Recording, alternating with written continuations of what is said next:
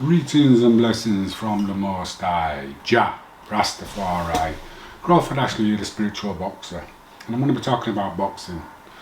Well, I was down at the gym today, just finished, and we were all talking about the AJ fight, and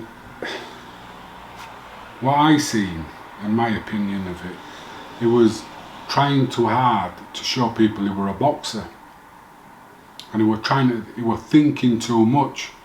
And the thinking kind of like paralysed him. But that's just one opinion that I was thinking about. But then there's the other side of it. You're the heavyweight champion of the world. You have to have some upstairs, mate. And the thing I found with most boxing today, the new school, they're told what to do. Everything's regimented, everything's drilled. Footwork drills.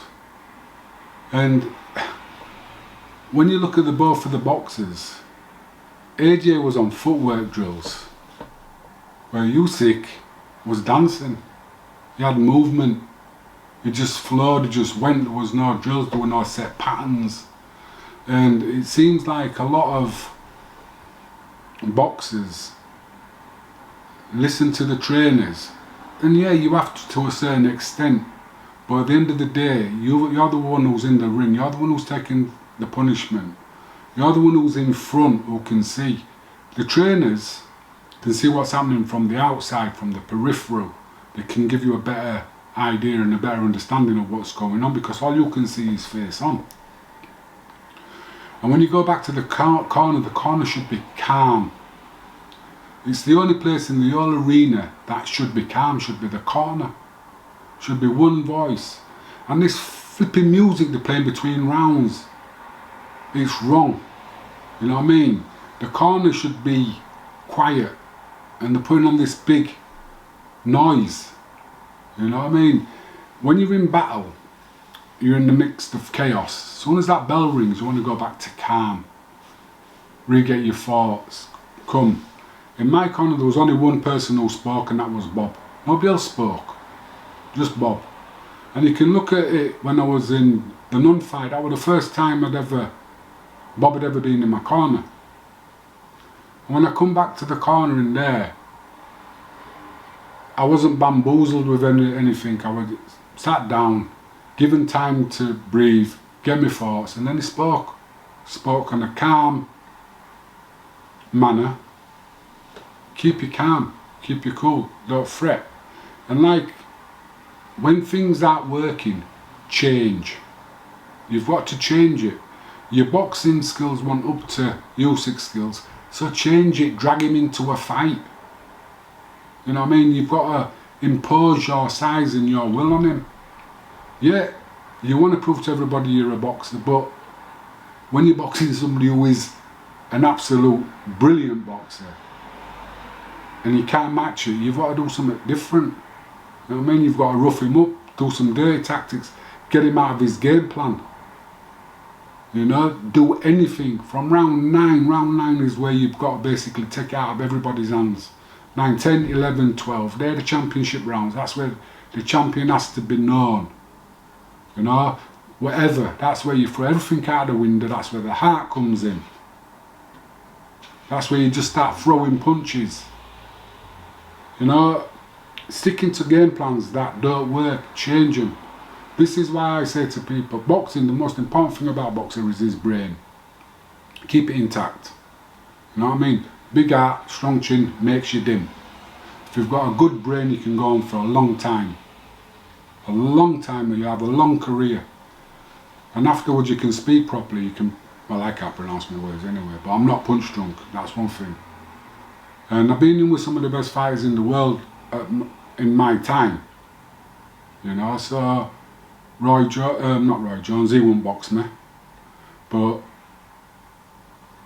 Virgil Hill, 22 defences of his light heavyweight title, boxed him in his backyard.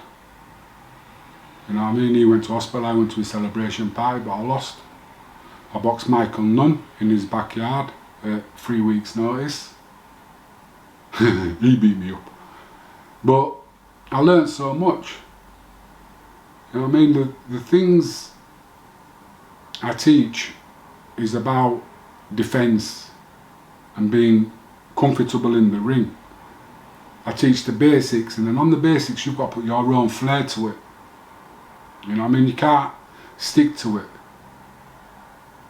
Training shouldn't be regimented, it should be set to what you're capable of doing. It's like when I look at Mayweather, I used to watch them 24/7s when he was preparing for a fight. He never prepared for anybody, he just prepared to be in the best shape he could be when he fought. Because he knew he had that skill and that mindset that he ain't going to get hit in there. Because he's that clued up on the game and the little nuances, the little slides, the little slips. I mean, the little bits that normal fighters and good fighters miss. Great fighters, it's the little bits. And this is just how I try and show people. One of my friends was saying he liked how, because he came and watched the box, how he turned him on the ropes. And I said I was showing him that in his first couple of months of boxing, because that to me is a part of the basics. It's footwork. It's not an advanced move. Like a lot of these so-called trainers put certain basic moves down to like an advanced move to make them sound clever. Boxing's simple. Keep it simple. Basics, get the basics. Movement and balance. Everything comes from balance. Transferring of weight, punching of power, comes through the balance and movement. Yeah, you can take a lot of sting out of a shot by just riding it. How many people know how to ride a shot? Not many. How many people know how to teach how to ride a shot? You know, it's boxing is sort of like I said, the art of boxing's kind of being lost because of, I don't know. I really don't know. But then again, I put a lot of it down to matchmakers. Everybody wants that zero, you know. They don't want to have that loss. And if you've got the loss, people seem to write you off because you've got a loss. They don't think you can learn from a loss and come back. That's why it fascinates me how so many so-called experts come out and you've had one loss and you're finished. You've been knocked out, you're finished. No, you made a mistake and you got caught. That's as simple as it is. Don't let these people get into your head and tell you that you're chinny, or you've got a glass jaw, or this, that and the third thing. You made a mistake, you got caught. It's that simple. You won't make the same mistake again, but you might. But that's the risk you take when you get into a boxing ring. You know? I've liked AJ from the beginning. And I think he's improved a lot, but I think he's got to a stage now where he needs to bring something else into his game. And it might be that he's got too much money and he don't need to. You know, it's like, stop doing the weights for a start. You know, the tight muscles take up too much energy. Too much energy, yeah. But there's a lot of improvement still to come.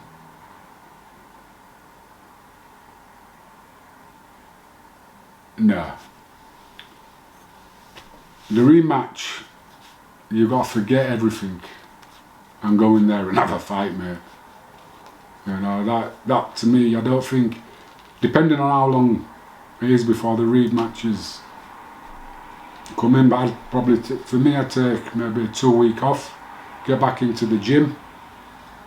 I'd have maybe 2 months on working on my flexibility and my movement. 2 or 3 months just working on flexibility and movement.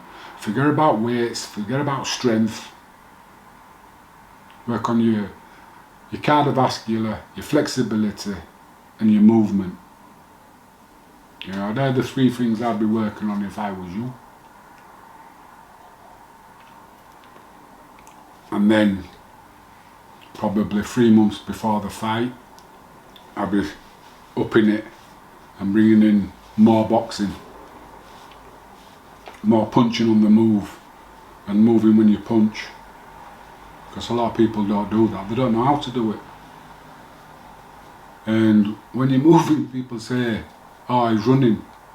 Usyk never run, but he never kept still. You know, he didn't plant his feet to throw his punches, he just threw them. And that's what you got to do sometimes, you got to let your punches go. You know, and it seemed like with AJ, he was holding back, he was thinking, he was too deliberate. There was no flow, he didn't get into the flow. Anyway, that was just a chat, just my opinion. And if you think AJ could listen to some advice, share it with him. If he wants to get in touch with me, I'll talk to him anytime. Give him some tips. But am I blowing my own trumpet? Am I an expert? Well, yeah, I am an expert. Somebody said the definition of an expert is somebody who spends 10 years deliberately practicing something. I've had over 40 years practicing this art form. 50 years, I started when I was 7. So I've had 50 years owning, mastering, learning. But I take things on board and I listen and I dissect them. And I try and work out what works and what don't work. And it's like the 80-20 rule. I throw out 80% that don't friggin' work and just stick with the 20%. And the 20% I found in boxing is the basics. Work on the basics. Anyway, till next time, I hope you enjoyed it. And if you do, please subscribe. And if you like the vibe, subscribe, share it with your friends, see what they think and comment. You know what I mean? I'm open to debate, I'm open to criticism, because if it's constructive, I'll use it. And if it's not constructive, I won't use it. It's just simple, it doesn't matter. But sometimes your opinions might help me look at certain things differently. You know, I want this channel to get big and get popular. I want to try and bring boxing back. I want to see good boxing matches. You know, to me, that's what it's all about. It's the atmosphere, the electric, how it makes people feel. Just watching the Josh Warrington fight, how it lifted Leeds. You know, a week before it, there was a buzz going around, and I bet there was a buzz going around in London with the AJ fight, and the press conferences, and the spectacle, and the rigmarole, and all that lot. So, yeah, share it, comment, give me a like, give me a dislike, I don't care. Anyway, till tomorrow, one love.